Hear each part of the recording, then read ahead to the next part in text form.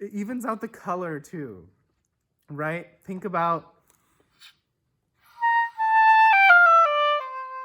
I'm trying to think of an example of something, you guys, that goes okay, yeah, La Scala.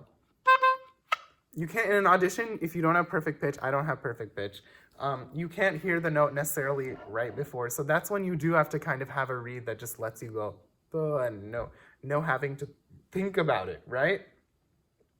But what brings that magic to the piece is when you are singing internally, because it doesn't just help the pitch placement at on the first note, it helps all the other notes.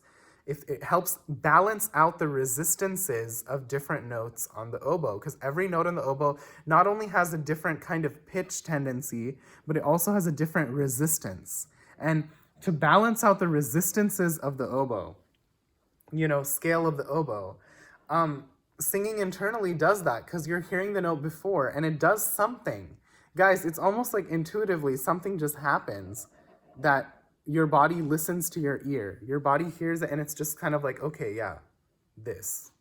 It just does it. You don't have to think about it. You don't have to be like, I feel like whenever I get overly, I think singing internally is the antidote to overthinking about physical things while playing.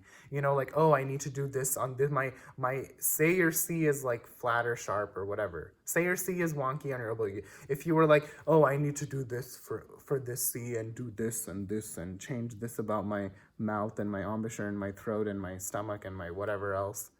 Okay, like doing that, you always end up going too far. You always end up overcompensating. And so it's because you're thinking too much, and you're jerking yourself out of the flow of the music. And so it's so important to stay in the flow of the music. And what better way than to be hearing the song or the tune or the melody or the whatever it is in your head right before. It's almost like, yeah, like I said, you're hearing it and then it's actually coming out. And there's like this slight lag, but it creates this kind of like, oh my God, it's happening. And it came out perfectly in tune and it was right? How it felt, right? The color, and it's about the color. It takes care of that color, evening out the resistances of the oboe and the pitch. What does that translate to? The color of the sound, right? So instead of having bare C's that shoot out at people, like,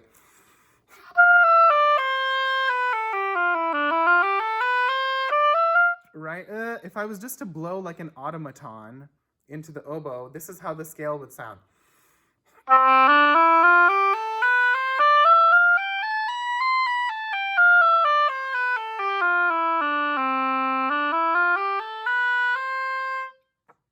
Sounds awful, right?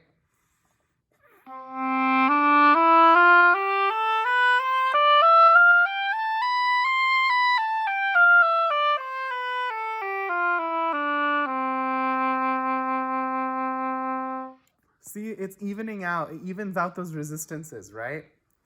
Sometimes we forget that, though. Whenever we want to sound, whenever we're in the middle of playing, sometimes we forget these things and we're getting tired in the embouchure, and then we start focusing on the physical and start freaking out like a hypochondriac. Like, oh no, my embouchure feels like it's getting tired, or this feels like it's getting this, or that feels like, and then you start focusing more on that, and then the feeling of discomfort multiplies because you're exacerbating that by focusing on that, right? Instead of focusing on the flow of the music.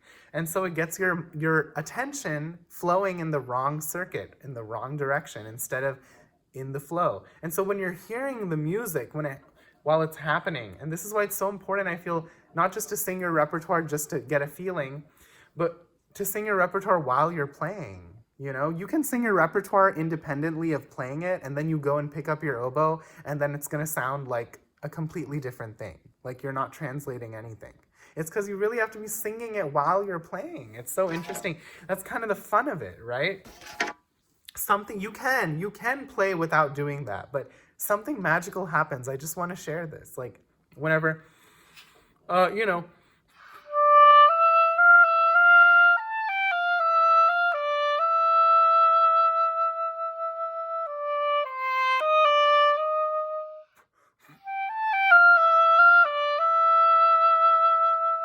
right? E tends to be a sharp note on the oboe. My E is sharp on this oboe, right? But ba-ya-ri, ba-ya-ri,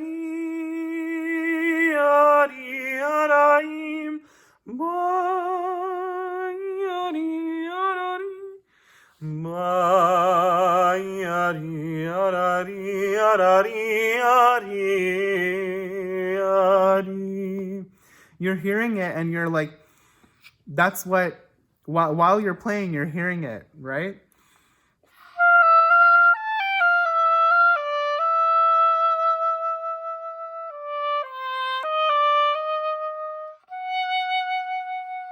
So then the placement of those notes is right. The pitch, the color, the relationship to the surrounding notes.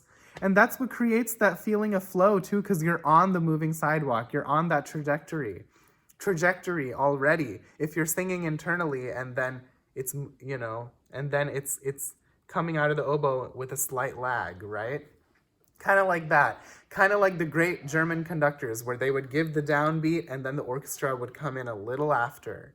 I feel like that actually had a interesting purpose. And I'm not saying I think that we should go back to that or something, I'm just saying that's kind of like that feeling. That's how I'm describing it. And so, yeah, that's all kind of, I just wanted to give my 2 cents on this. Sorry if this was drawn out and absurd, but hope you enjoyed.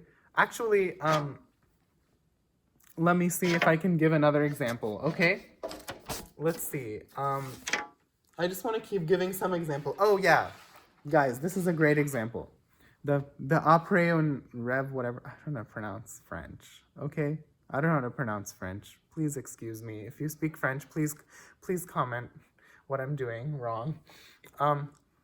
So,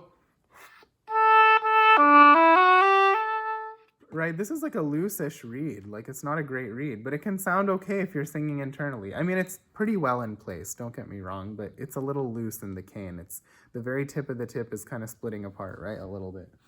But with this Gabriel Fauré piece, if you come in on that A, and when people come in sharp on tuning A's and then scoop down, like, did you hear that?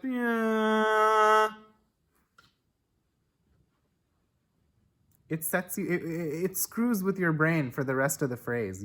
You're like trying to find yourself mid-phrase. And it's a shitty feeling, right? No one likes being in that place. If you just hear it,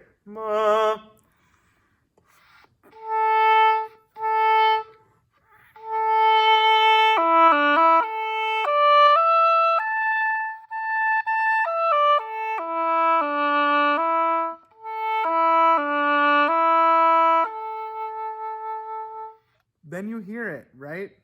Perfectly in tune. The relationship of things, the color, it's evened out.